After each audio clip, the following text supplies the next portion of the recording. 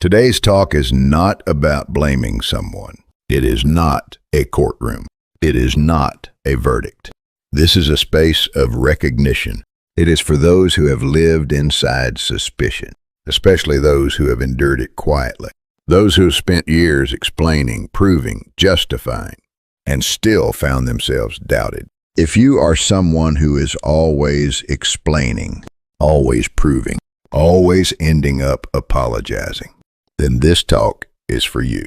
Because what you are experiencing is not simply jealousy, and it is certainly not love. What you are facing is something far more structural, a distortion in perception itself. Let us begin with a difficult truth. Jealous obsession, what we might clinically describe as pathological suspicion, is not about how much someone loves you.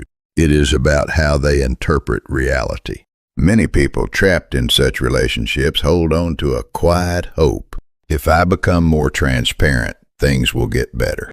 If I try harder, I will be trusted. If enough time passes, this anxiety will fade. But this is where we must be precise. The problem is not the quantity of your love. It is not the quality of your explanations. The problem is the structure of the relationship. Philosophically speaking, a relationship is not merely two people facing each other.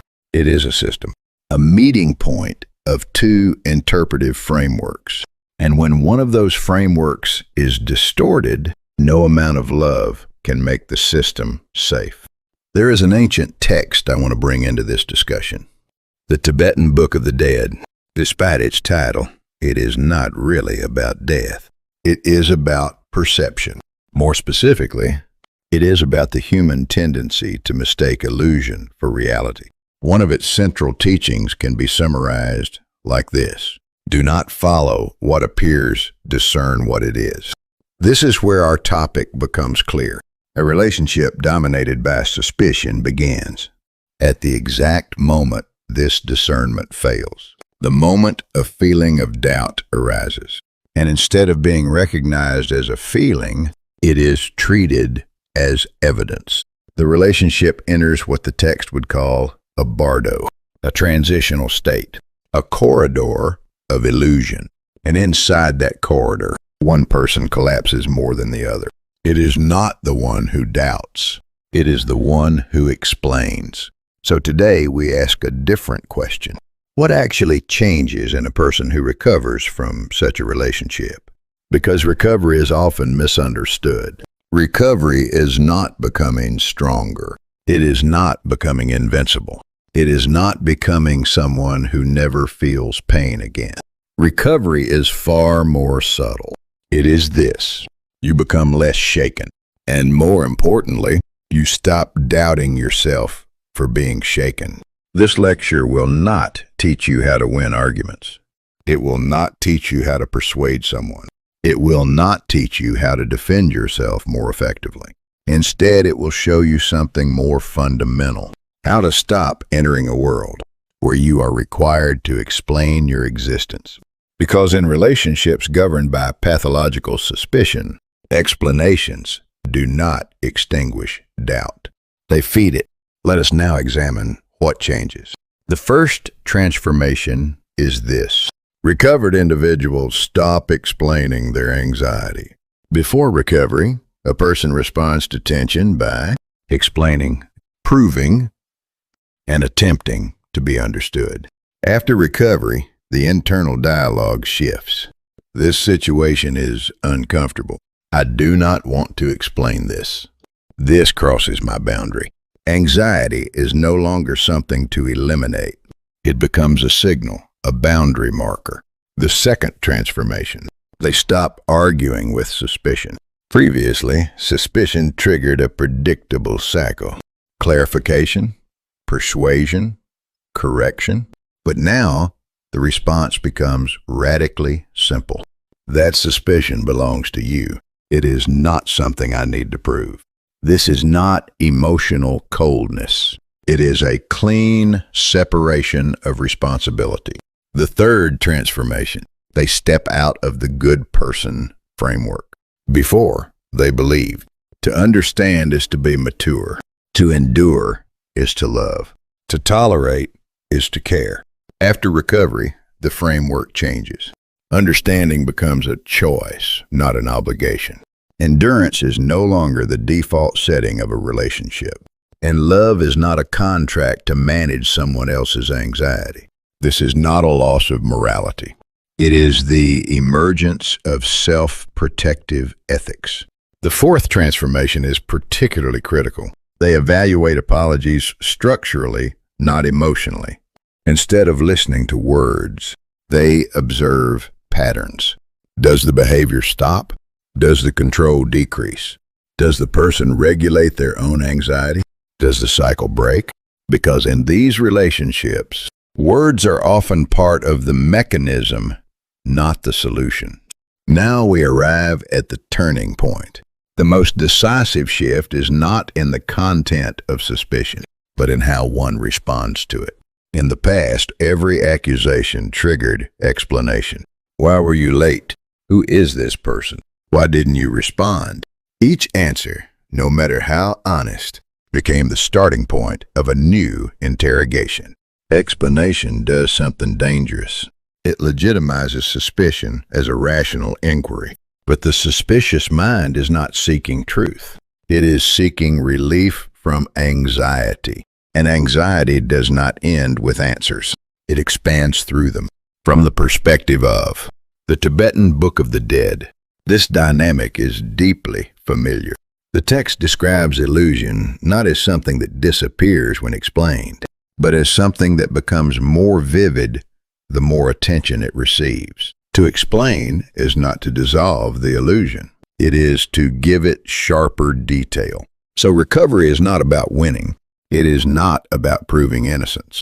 It is not about fixing the other person. Recovery is this. You stop walking into the illusion with them. You no longer try to escape by explaining better. You escape by refusing to enter the system that demands explanation. And this leads to a final, crucial insight. Pathological suspicion is not driven by evidence. It is driven by trust, but not trust in the partner. It is trust in one's own anxiety. I feel this strongly, so it must be true. At that point, the issue is no longer relational. It is epistemological. It is about how reality itself is constructed. So let us summarize. This is not a problem of love. It is a problem of perception. The person who stayed was not weak. They were structurally trapped. The relationship is sustained not by truth, but by cycles of control and emotional dependency. And leaving is not failure. It is the restoration of clarity. If this perspective resonates with you, then subscribing is not just support. It is a declaration that you are choosing to see relationships structurally, not emotionally. And sharing this is not just distribution. It is the beginning of helping someone else recognize the system they are trapped in.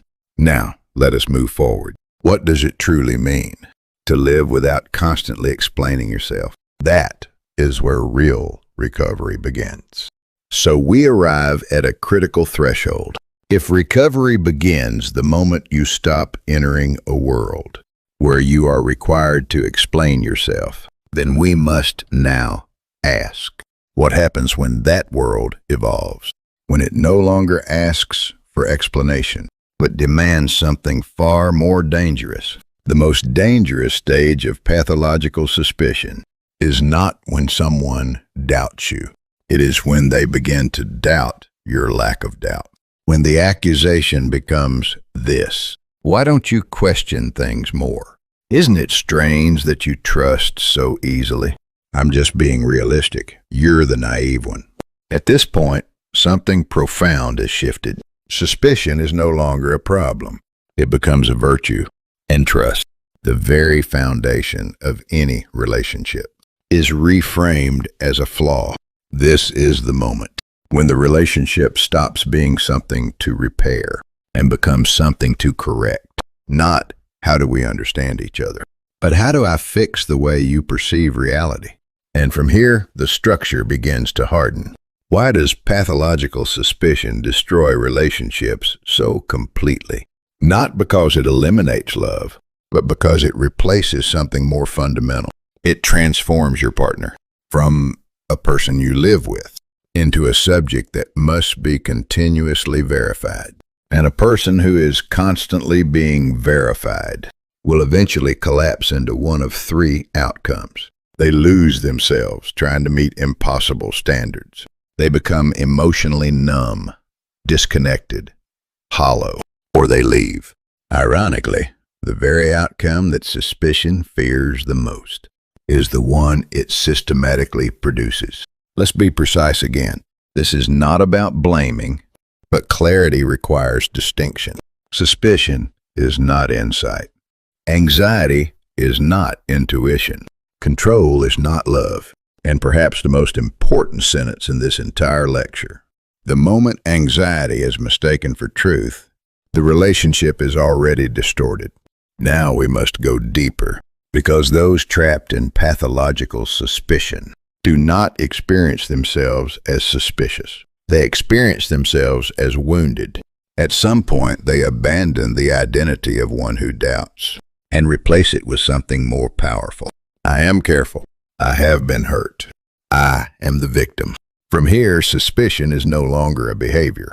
It becomes a narrative. And that narrative is constructed with remarkable precision. You made me this suspicious. My pain exists because of your actions. I wasn't always like this. Do you see the structure? Suspicion becomes suffering.